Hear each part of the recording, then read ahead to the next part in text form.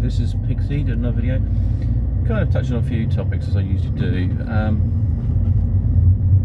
And I don't really know if it would be like MGTOW, but something to consider is whether you suffer any form of post-traumatic stress disorders. Maybe they've become obsessive compulsive disorders or behaviours as a result of something that's happened in your life or whatever.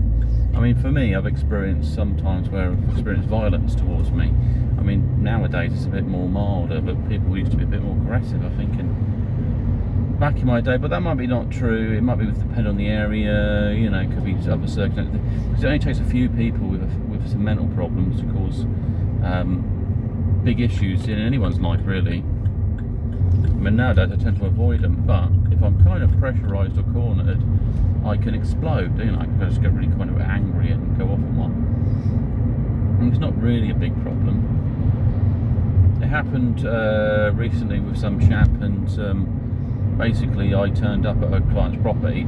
In the morning though, I felt aggressive, and what happens is I have these kind of dark thoughts, and as if I'm actually carrying them out at some level. So, which is normal, is that you're hardwired. So if you reenact a memory or experience, your mind is triggered in some ways by it. You know, if you talk about a time when you're very scared, or a time you're very angry, it starts triggering some of the chemical reactions in your brain. That's why, from a sort of hypnotherapy psychology view, you know, if you went to a job interview and you wanted the job but you wasn't too sure if you would get the job, if there was a time when you were very successful, just to think about that memory a lot, and that might trigger you to feel more confident and be aware that you did well at that time. And you know, that sort of focuses it a lot better neurochemically. If you sort of collectively thinking about negative things, then you're wanting to add to that pile of negativity, and so you'll reinforce it by dwelling on them thoughts. So you can't really choose the time you want to get in an interview, but you do have to not necessarily psych yourself out for it, but you do need it's like pressing a button with their elbow. It's like, oh, just guess it's a virus. I must admit, all this sort of elbow rubbing for shaking hands, I always think it's a bit odd. I'd just rather, you know, like put your knuckles on it, really. But just go, yeah man, how you doing? You don't touch their hand completely. Or if you're washing your hands anyway, it shouldn't be a problem. But you can't really get away from this delta variant. So yeah, so you can reinforce positive behaviour with that psychology. But the other thing is, if you experience very negative things, what happens is your reptilian part of your brain sort of takes over, and it's triggered by something else in your subconscious part of your brain, which reinforces images and pictures and things. So, you know, if you're really in a stressful situation, you will be projected. Well, for me, I've got an abstract memory of, so maybe it might be a different, more of a, it's more inclined towards that. So I'm more likely to reinforce the pictures. I mean, other people might have other experiences. Maybe they have smells or something triggers like that. But the brain reinforces an image of what to do. It's like, well, just smash them over the head with a brick or something. And it might be extreme, but it's there, and it's kind of scary because you think, well, I'm not going to do that because that's not who I am. But the gearing for defensive response is there, and that's because A, it's witnessed things on TV and whatnot, or it's trying to look for a solution to a problem that it can't answer with a sort of more reframed logical approach. So it's looking for them, that sort of thing.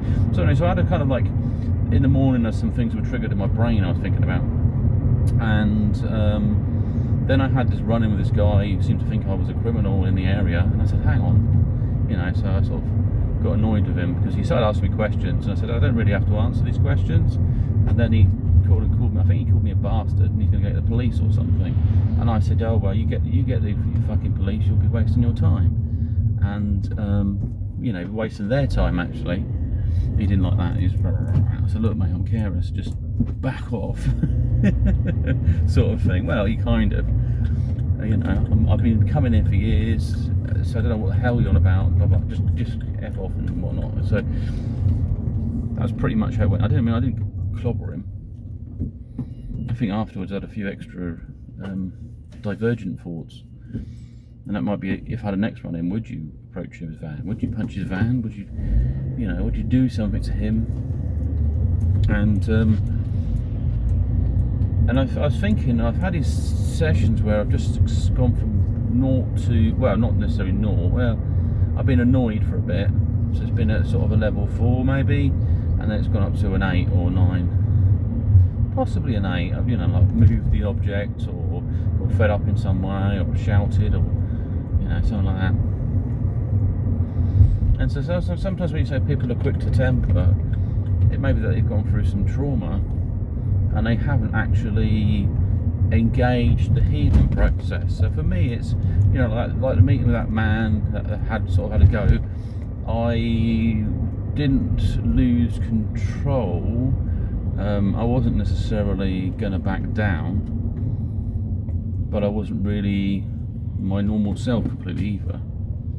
Otherwise I could ask him lots of questions. I was like, well, so why do you believe that to be true then? And where's your evidence and stuff like that? He might have still called me a bastard, so he didn't like the fact I was taking him serious.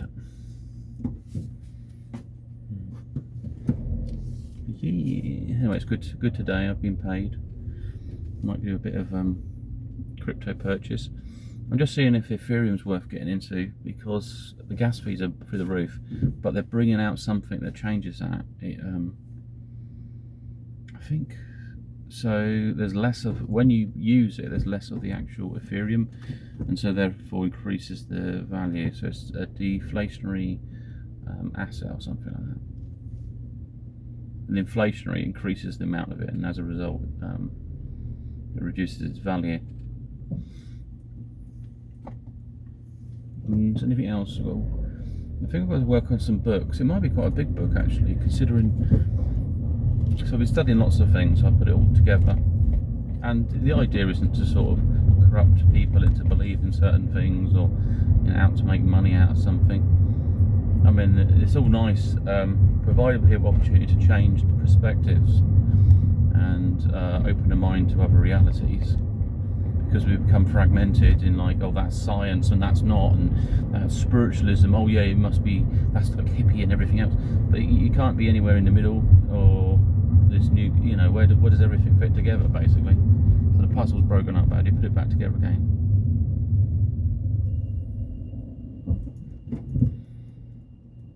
So I'll get working on a book. There's some kind of calling, there's a call in there as well. So I've mentioned about the unity matrix as kind of in essence what God is, or this kind of part of the universe. But there was the something else called the grand unity, and it's basically what some people say the mother of God. So I think it's interesting. I had this kind of energy type feeling. So you get kind of like an endorphin, or you get some kind of good feeling when you focus on something. So the ground unity is something that's connected to him, but it's actually offline. I mean, I think it can connect to these matrix, but it can't be corrupted because it's totally decentralized. Which brings me back to technology, blockchain, spirituality. Is technology itself like an evolution of some kind to where we go beyond, where the flesh fails, technology succeeds or something, I mean, I don't want to create necessarily a Borg race of cyborgs, but I'm sure that we'll be more interconnected, and there'll be more symmetry and synergy between technology and biology. Anyway, this is a big sign off. Have a great one, and speak to you soon. Bye.